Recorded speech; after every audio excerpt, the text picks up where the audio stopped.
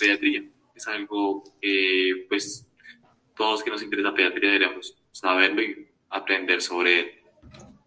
Hoy tenemos a la doctora Silvana, que es nuestra directora del grupo de interés, aquí entre nosotros. No sé si la doctora quiera dar unas palabras para todo el grupo. Ella actualmente es la directora de clínicas de la universidad y la coordinadora de pediatría de décimo semestre. Juan Manuel, muchas gracias, buenas noches a todos y gracias por estar aquí. Bueno, también muy emocionada de este como nuevo comenzar del grupo. Ya saben que pues estoy muy pendiente de asesorarlos y este es un proceso muy académico que hacemos entre todos y esperamos que nos nutramos tanto de lo que vemos aquí como de lo que queremos enseñar a la comunidad. Bueno, entonces bienvenidos a todos y muchas gracias. Pues, Juan Esteban, si quieres, ya puedes ir comenzando. Listo, perfecto, muchas gracias y buenas noches a todos. Muchas gracias por estar aquí. Y bueno, el tema que nos compete hoy es el examen físico pediátrico y el grupo está conformado por Mayra Gudelo, Felipe Álvarez, Valentina Galeto y yo, Juan Esteban Ortiz. Siguiente, por favor. Vamos a empezar con la introducción y pues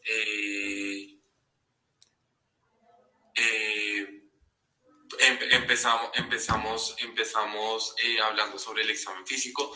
Esta es una herramienta que le ayuda pues al pediatra o en su defecto a cualquier personal de la salud a buscar signos que completen la anamnesis que se realizó anteriormente por medio de la búsqueda de los signos vitales o síntomas específicos mediante la inspección, palpación, percusión y auscultación por cada uno de los sistemas. Un buen examen físico no siempre va a ser riguroso, sino que este se va como tal a enfocar al aparato que se ve afectado o se sospecha que está afectado por la anamnesis.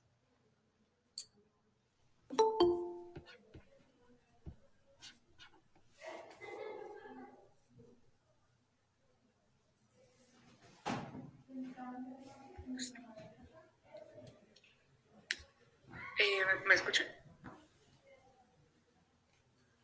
Sí, vale, perfecto. Listo, entonces vamos a continuar explicando lo que es el triángulo de aproximación pediátrico. Entonces, pues esta es una herramienta que es útil para la valoración inicial del paciente. Pues para hacer esta técnica no se requiere ni fonendoscopio, ni otoscopio, ni cualquier otra herramienta. Solamente se necesita de la visión y del oído del personal de la salud. Entonces, pues como su nombre lo indica, se compone de tres partes: la apariencia del paciente, el trabajo respiratorio y la circulación cutánea. Pues esta herramienta nos permite tener una valoración del estado fisiológico del paciente, sin embargo no nos da un diagnóstico certero. Entonces, la apariencia es de las tres partes la más importante. Esto debido a que es un indicador de nivel de perfusión y de oxigenación cerebral que presenta el paciente. Por ejemplo, pues en muchas ocasiones se encuentra una apariencia normal en un paciente, incluso antes de que se altere la escala de Glasgow o la escala de ABPU. Entonces, hay varias secciones que se deben valorar en esta parte del triángulo. Lo más importante son el tono del niño, si está hipotónico, si se mueve durante la evaluación, si responde a estímulos o a los juguetes, si el niño llora durante la exploración, que es completamente normal. Sin embargo, normalmente se calma cuando la mamá o el acudiente los alza. La mirada también es importante, si la tiene perdida o si se enfoca en los objetos que hay en el consultorio. El lenguaje del paciente, si ya es capaz de entablar una conversación. Si estos apartados se ven alterados, se puede ver una mala oxigenación, perfusión cerebrales, ya sea por hipoglucemia, intoxicación o una infección del sistema nervioso central. Por lo que se debe iniciar maniobras para mejorar la oxigenación. Continuamos ahora con el trabajo respiratorio. Y en los niños este trabajo respiratorio es un indicador muy sensible para las patologías respiratorias.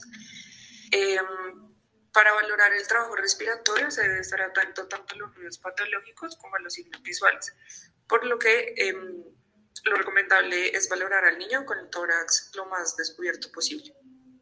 Los indicadores más importantes de esta parte son los ruidos patológicos audibles en frontoscopio, y cada ruido es indicativo de una patología a un nivel diferente de la vía aérea. Por ejemplo, el gruñido es un indicador de la obstrucción parcial de la vía aérea alta. La ronquera, disfonía o estridor son propios de edema de la región glótica, y las sibilancias son propias de obstrucción de la vía aérea baja, como por ejemplo un broncoespasmo. Y los signos visuales suelen ser mecanismos involuntarios del cuerpo para compensar una situación de hipoxia. Los más importantes son los tirajes, retracciones, que son causadas por el uso de la musculatura accesoria para aumentar el esfuerzo respiratorio, el aleteo nasal o el cabeceo, que en los lactantes es una manera muy típica de aumentar el trabajo respiratorio. Y por último está la circulación cutánea, que evalúa la función cardíaca y la correcta perfusión de los órganos. Y aunque sí ya mencionamos anteriormente que la apariencia en sí es un indicador de la perfusión, este se puede ver alterado tanto como por el llanto o como por la fiebre. Sin embargo, la circulación cutánea es un signo muy fiable, ya que en situaciones de fallo cardíaco el cuerpo reacciona limitando la perfusión de zonas secundarias como la piel para mantener oxigenado mayor parte del tiempo el cerebro, corazón o riñones. Entonces, para este apartado es importante desvestir al paciente para valorarlo de manera adecuada. Pero sin embargo tenemos que tener cuidado con la hipotermia, ya que esto también causa vasoconstricción y puede alterar la exploración de este lado del triángulo. Los principales indicadores a valorar son la palidez, la cianosis y el cutis reticular, que es causado por la vasoconstricción de los capilares cutáneos. Entonces, esto es una tabla de cómo interpretamos los resultados, y aquí podemos ver si hay ciertas cosas que se encuentran alteradas o normales y qué estado fisiológico puede significar o algunas causas. Entonces vamos a continuar con los signos vitales. Y en esta tablita podemos ver los rangos de los signos vitales que pueden variar dependiendo de la posición del paciente, la edad o el sexo. En esta diapositiva vamos a ver la toma de los signos vitales, que es muy importante ya que puede variar, varía entre pacientes pediátricos y pacientes ya adultos, y mucha gente se suele confundir. Entonces, antes de comenzar cualquier procedimiento, se le debe informar al paciente y a los acudientes en qué consiste y pedir el consentimiento para realizar dicha prueba. Además de realizar la higiene necesaria. Para la toma de los signos, acomoda al paciente en decúbito dorsal, menos en la toma de tensión. Entonces, para la frecuencia respiratoria, se pone el antebrazo sobre el tórax y se sostiene la muñeca. Esto con el fin de simular que se está tomando el pulso y que el paciente no cambie su patrón respiratorio. Si el paciente está llorando, pues debe esperar a que se calme y se vuelve y se toma, y pues se verifica la frecuencia respiratoria. La temperatura se puede tomar en diferentes partes del cuerpo, como rectal o axilar o vocal, pero pues en este caso vamos a aplicar la temperatura, y es que se separa el brazo del cuerpo y se verifica si la zona axilar está seca. Si la zona axilar está húmeda, se debe secar a pequeños toques para no generar fricción y pues aumentar la temperatura en esa zona. Entonces se enciende el termómetro y se le pide al niño que sostenga el termómetro con la axila y se verifica la temperatura. En la frecuencia cardíaca se puede medir en varios puntos, como el pulso carotidio, radial, braquial, femoral y el pulso pedio. Sin embargo, el más común y el que más se recomienda usar es el pulso radial. Y entonces pues se ejerce una leve presión con el dedo índice y el dedo del medio. Se cuenta el número de pulsaciones por 30 segundos y este se multiplica por 2. Y esa es la frecuencia cardíaca o el pulso del paciente. Y para la tensión, el niño debe permanecer sentado en una posición cómoda por 3 minutos. Debe medirse el brazo derecho a nivel del corazón y se debe usar el tamaño correcto del manguito.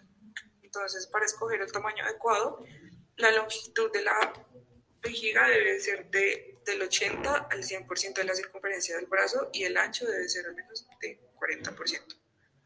Y entonces, como sabemos, la campana del estetoscopio debe estar de 2 a 3 centímetros por encima de la fosa antecubital y el manguito debe inflarse de 20 a 30 milímetros de mercurio por encima del punto en el que desaparece el pulso radial y se debe desinflar de 2 a 3 milímetros de mercurio por segundo.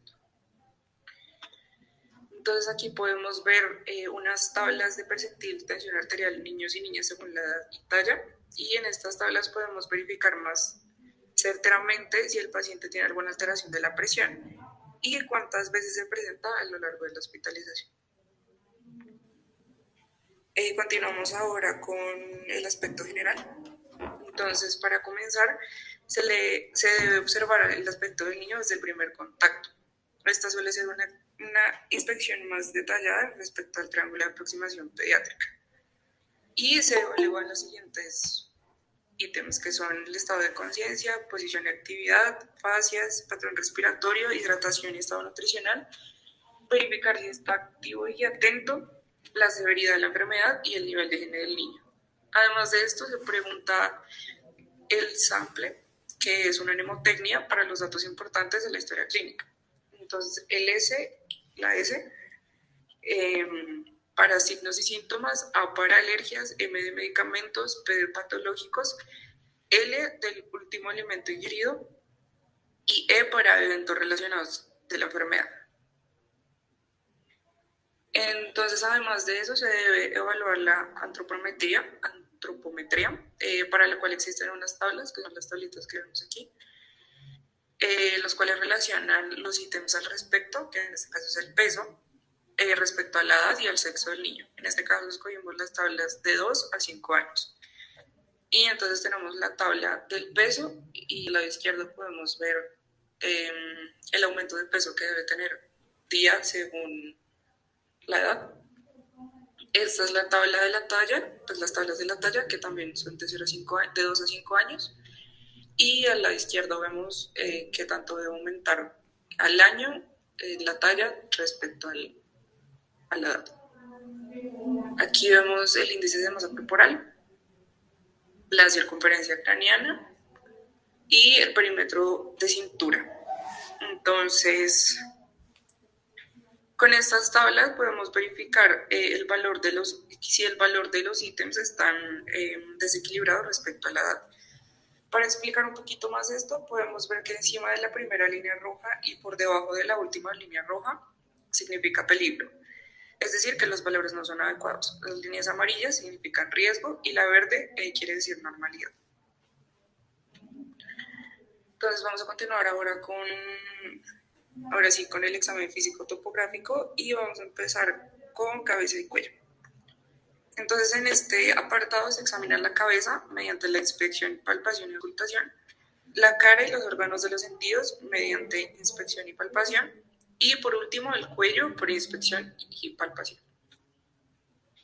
Entonces, en la cabeza se debe evaluar la forma, tamaño y posición. También se deben evaluar las suturas y las fontanelas, registrar el tamaño y sus características.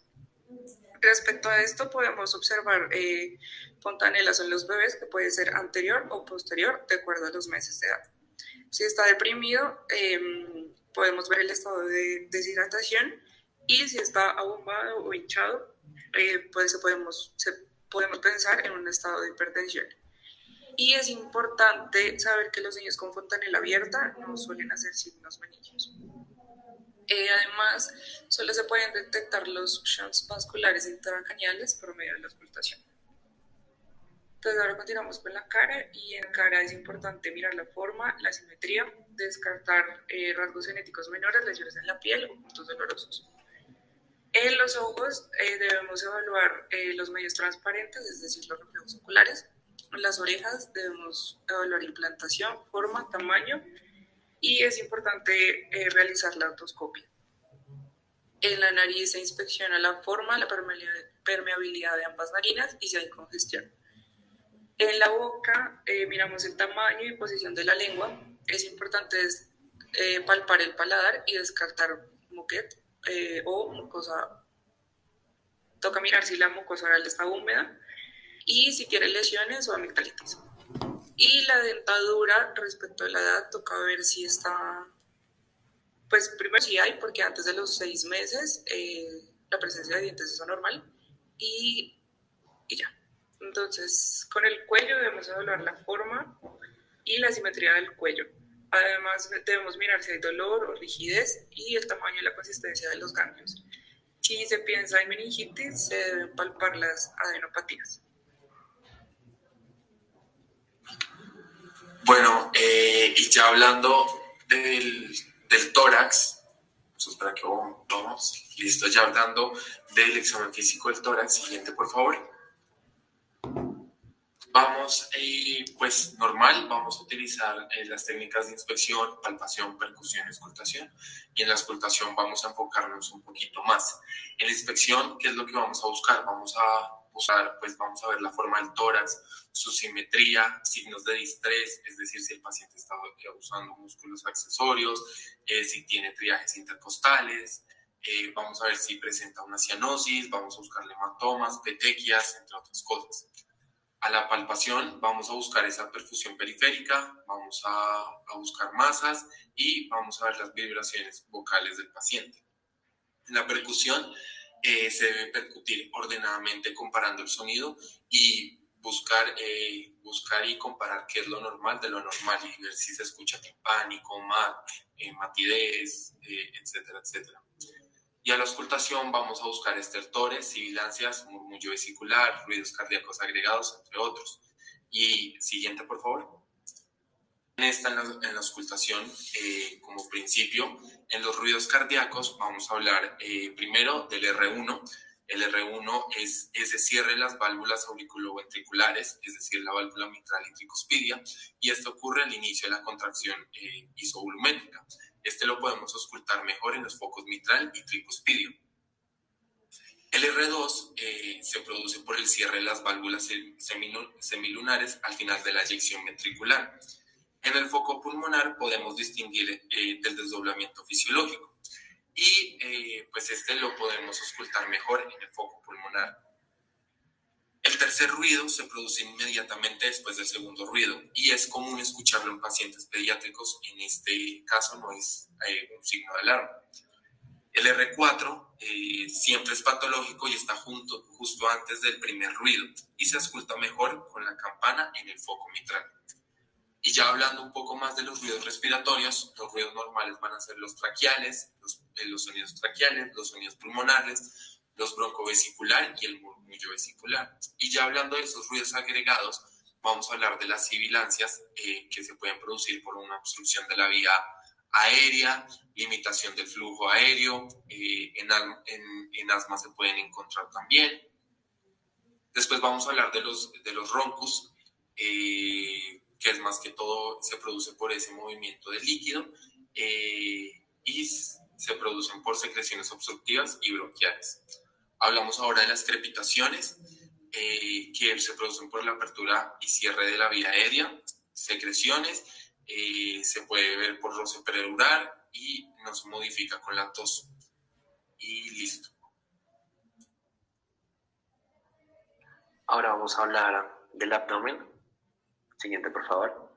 Para esto, primeramente, tenemos que ver que el abdomen lo vamos a dividir en 9 regiones abdominopélvicas y vamos a dividirlo en 4 cuadrantes. Siguiente, por favor.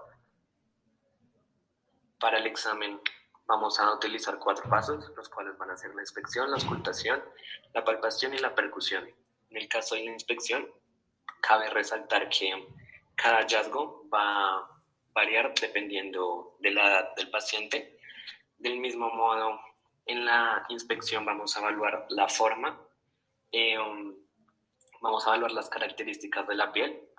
En esto es importante ver que en caso de que el niño tenga un abdomen muy prominente o distendido, puede tener diferentes causas, entre las cuales encontramos meteorismo, pero del mismo modo pueden haber causas mucho más complicadas como lo son la enterocolitis necrotizante. Esta pues va a ser la muerte del tejido intestinal.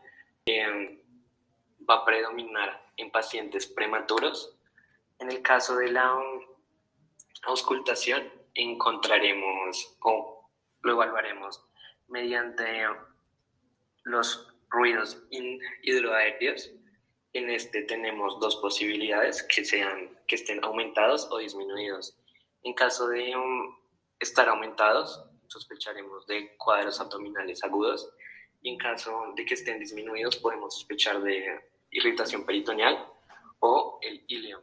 En el caso de que sea irritación peritoneal, hay ciertos signos, los cuales son el de Robson, el de lumbar, dolor a la palpación, matidez a la percusión y abdomen en tabla. Siguiente, por favor.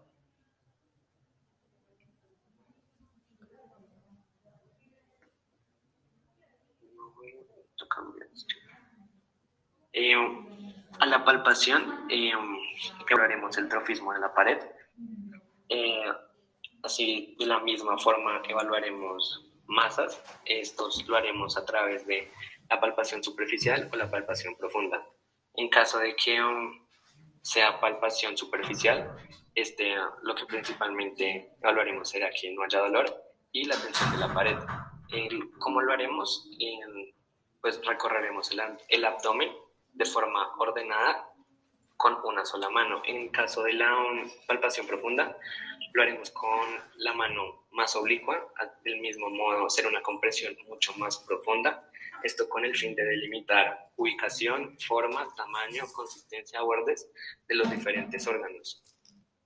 En el caso de la percusión, encontraremos que primeramente debe hacerse de forma ordenada y comparativamente.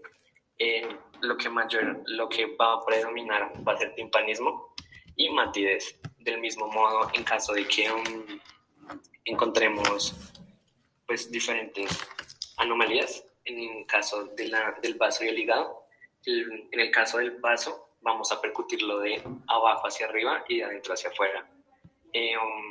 Si encontramos timpanismo, veremos que puede ser meteorismo. Si encontramos matidez fuera de los límites pues, que corresponden, podemos sospechar de una visceromegalia. En caso de matidez en locaciones anómalas, podemos sospechar de un tumor abdominal, y en caso de matidez convexa superior, podemos sospechar de que el paciente o el niño tiene la vejiga llena o globo vesical. Siguiente, por favor. Encontramos que se pueden presentar dos tipos de hernias. En el primero encontramos la hernia umbilical. Esta no es raro encontrarla. La podemos encontrar de forma frecuente en bebés prematuros, en neonatos prematuros, y se espera que esta se autorresuelva. En el caso de la hernia inguinal, esta es más frecuente en pacientes varones, y al igual que el anterior, se espera en pacientes prematuros. Mayoritariamente se ve en el lado derecho, y en un caso, en el 10% de los casos, suele ser bilateral. Siguiente, por favor. Ahora vamos a hablar de las extremidades. Siguiente, por favor. En el caso de los niños más pequeños, no es tan fácil palpar los pulsos radiales o pedios, por lo que solemos enfocarnos en el braquial y el femoral. En esto debemos mirar las características del mismo, en el caso que sean simétricos, que no se vean saltones, que no estén discordantes respecto a la ocultación.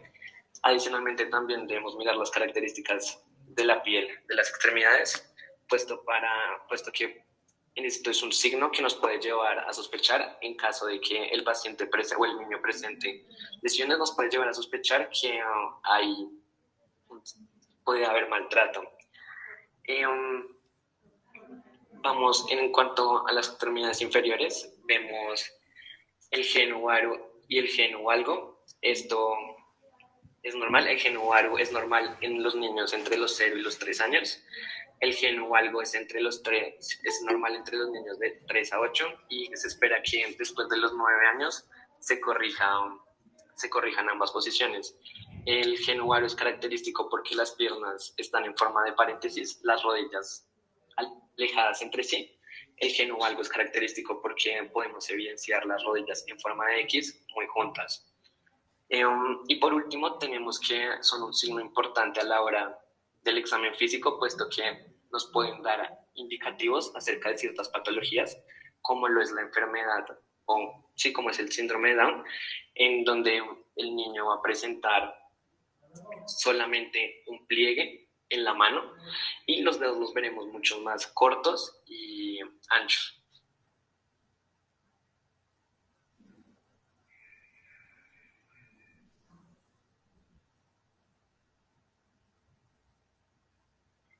Bueno, respecto al examen físico genitobinario, tenemos que este se va a realizar no, vamos a empezar con lo que va a ser la examinación de los genitales femeninos.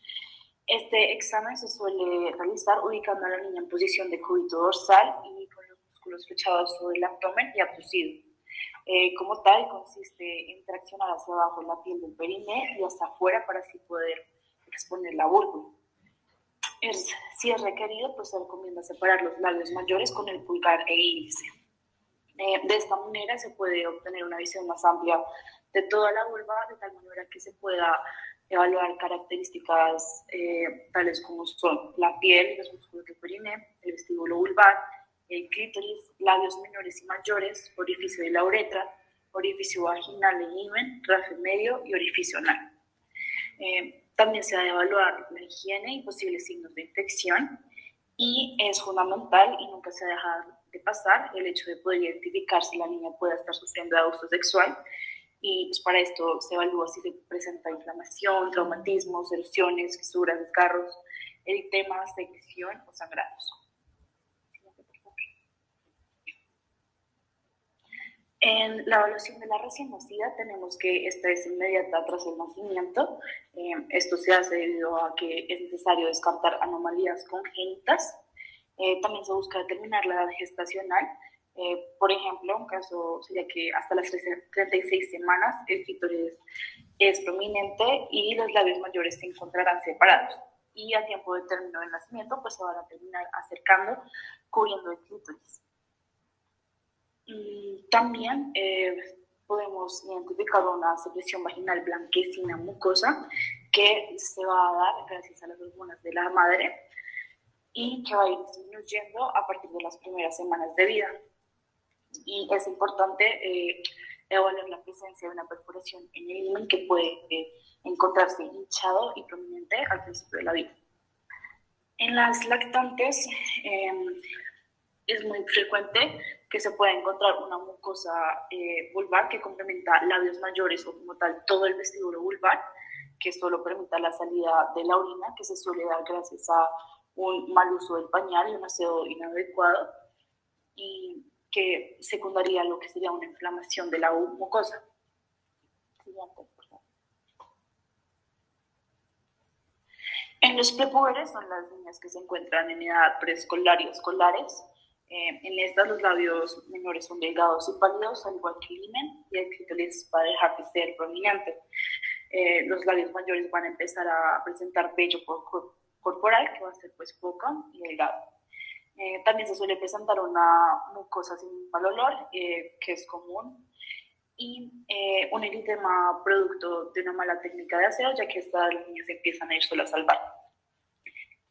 Respecto a la pubertad, se presentará una secreción vaginal que precede a la menarquia, la antecede de 6 a 12 meses. El vello púbico y el monte de Venus empezarán a ser más prominentes. Todo esto principalmente gracias a que la producción hormonal va a ayudar a que los genitales externos también cambien hacia lo que serían los genitales de una mujer adulta. Y importante resaltar que en estas 4 clasificaciones siempre es fundamental identificar si se puede hallar algún abuso sexual.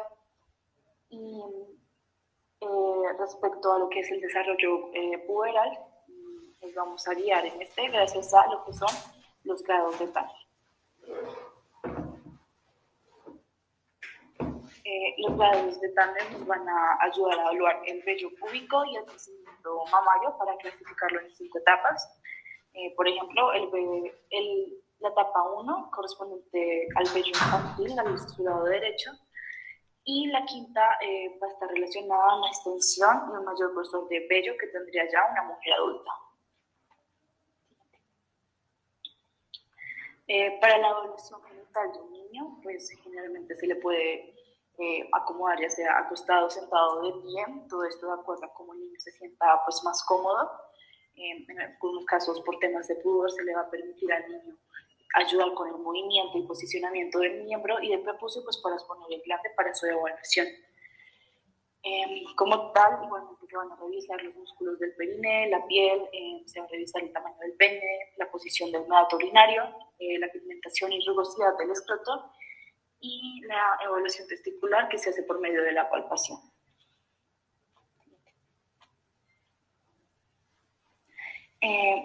Hablando de la evaluación testicular, tenemos que generalmente pues, se va a identificar lo que es el tamaño, su ubicación, pues las diferencias que hayan entre estos dos.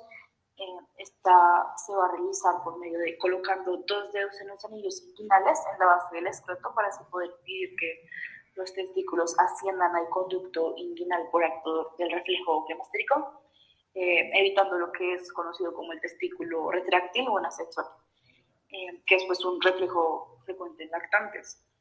También se va a tener lo que es la ectopía testicular, que es no lograr identificarlos, que es un tema patológico y que obviamente va a requerir revisión a un especialista.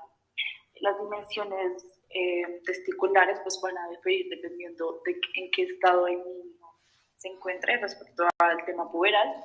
Prepuberal son de 1 a 3 centímetros cúbicos, puberal son 4 centímetros cúbicos, y ya finalizando pues lo que sería el tope de crecimiento hacia un tamaño adulto sería de 20 a 25 centímetros cúbicos. Bueno, el escroto prematuro va a ser poco desarrollado, en un recién nacido va a ser rugoso, colgante, pigmentado y con rafe medio distinguible. Eso es importante para determinar la edad gestacional. La simetría en los escrotos pues se va a poder identificar más que todo como que en recién nacidos y lactantes, y pues también se puede presentar una hidrocele que va a ser una colección líquida en la túnica pues vaginal, y pues se evalúa por medio de una transiluminación, que es por medio de la utilización de una linterna para evaluar estos líquidos en ella. Siguiente, por favor. La evaluación peniana pues va a empezar con su medición, que se realiza desde la raíz, reprimiendo la grasa suprapúbica y estirándose. Y pues se mide desde el dorso del pene hasta el glande. La longitud mínima aceptada para recién nacidos es de 2,5 centímetros y pues obviamente su máximo crecimiento se va a dar en la pubertad.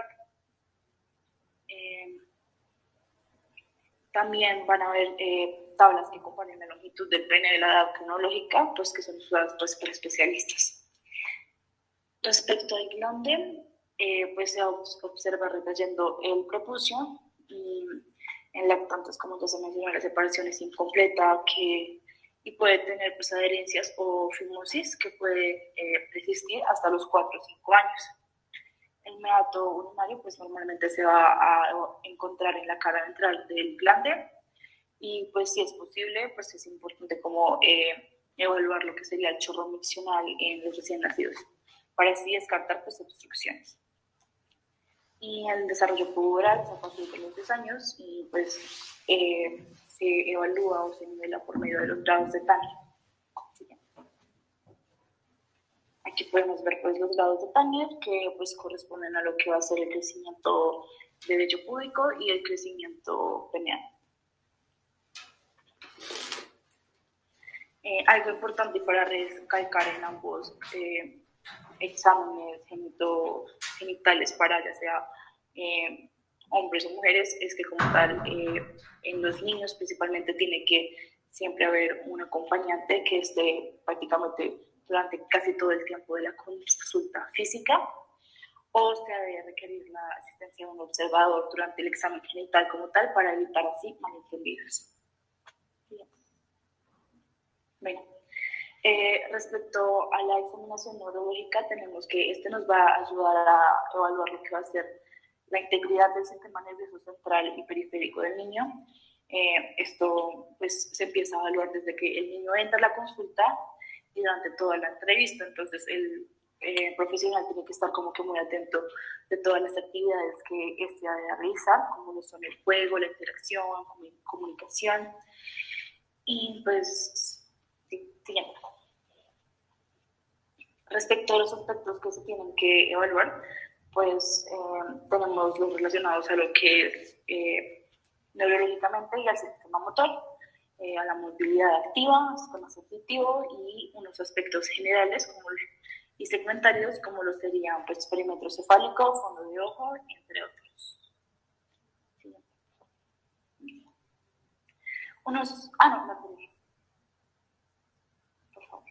Gracias.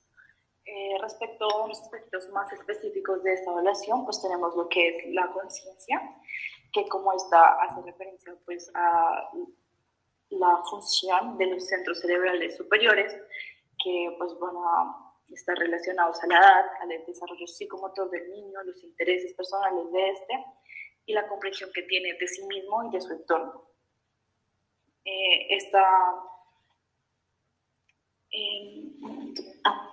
Esta se puede realizar también de manera cuantitativa, pues para determinar ya sea el caso de alerta o vigilia de y se hace por medio de lo que se conoce como la escala de Glasgow, que nos ayuda a identificar pues la actividad espontánea, la reactividad y la respuesta a diferentes estímulos que tiene este niño.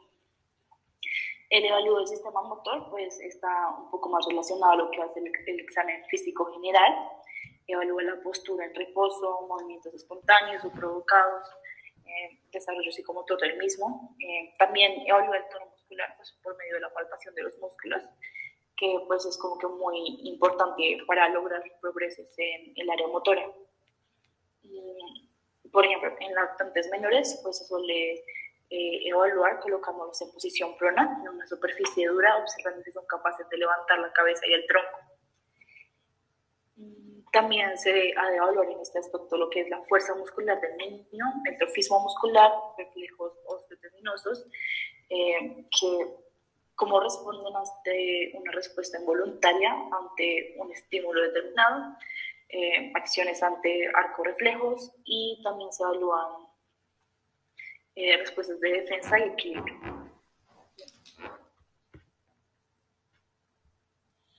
Bueno, para la evaluación del sistema somatosensitivo, pues este es un examen que requiere que el niño sea mayor de 4 años, ya que se necesita que éste entienda lo que se le está pidiendo y pues colabore en el examen mismo. En este pues se le va a pedir que nos cuente y nos diga y nos ayude a evaluar lo que es su sensibilidad superficial y su sensibilidad profunda, que son temas pues subjetivos y depende pues de cada quien. La sensibilidad superficial pues hace referencia a lo que va a ser el tacto, dolor, calor y frío. Y la profunda pues es lo que le permite al niño reconocer su posición del cuerpo sin la necesidad de estarlo mirando, es decir, su propiocepción. También se tienen reflejos primitivos, que pues hablaremos de ellos un poquito más adelante. Y pues los pares craneanos, que hacen referencia a una evaluación un poquito más física, pero que aún así está involucrada con lo que sería el funcionamiento neurológico, por ejemplo, por lo que es la simetría facial y los reflejos son fotomotores principalmente. Siguiente. Bueno, respecto a los reflejos en el desarrollo del paciente, que sean los mismos reflejos primitivos, tenemos que estos son movimientos automáticos e involuntarios que ayudan a identificar y valorar el estado neurológico de este. Durante el desarrollo van apareciendo y desapareciendo, entonces una prolongación, ausencia o intensidad normal de ellos pues podría significar algo patológico correspondiente a una disfunción del sistema nervioso central. Dentro de los reflejos que se decidió como resaltar está el reflejo de búsqueda y succión. Su duración promedio es entre 3 y 4 meses, y hace referencia al reflejo que tiene el niño de que al momento en el que se le acerca cualquier objeto hacia su boca, pues empiece a succionarlo. Tenemos el reflejo de marcha automática, que tiene una duración de 1 mes, es patológico si persiste después del 3er mes, y se coloca en una posición vertical, de manera que pueda apoyar los pies y instintivamente pues empezar a dar unos pasos. Tenemos el reflejo de muro, que tiene una duración de 4 meses, se ubica al niño de cúbito supino y se le deja caer la cabeza hacia atrás. De esta manera, como se ve en la imagen, se generará una abducción del hombro con extensión del codo y seguido pues, de una aducción de también con una flexión del codo. El reflejo de ojos de muñeca pues tiene una duración de hasta la 6ª semana y pues se manifiesta de manera que en el momento en el que el niño gira la cabeza, sus ojos permanecerán fijos y luego seguirá dando la dirección de acuerdo hacia dónde va el giro principal de la cabeza. Y otros reflejos serían también el reflejo de Babkin, reflejo de Rutin, reflejo óptico facial, reflejo de extensión cruzada, reflejo de Gallant, reflejo de presión palmar. Ya.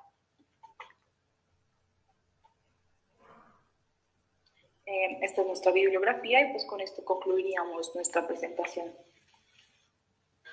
Muchas gracias a todos por asistir y adicionalmente queremos darle las gracias a la doctora Laura Salamanca que nos ayudó en nuestra presentación. Bueno, súper, los felicito. Muy bonita visualmente, muy didáctica, pero además muy explícita en lo que se quiere dar. Si hay alguna pregunta, pues creo que estamos aquí para contestar. Está muy chévere. Felicitaciones. Sí, me pareció muy completa. O sea, no es un tema tan complicado, pero lo hicieron muy completo cada ítem y pues los felicito. Me gustó mucho.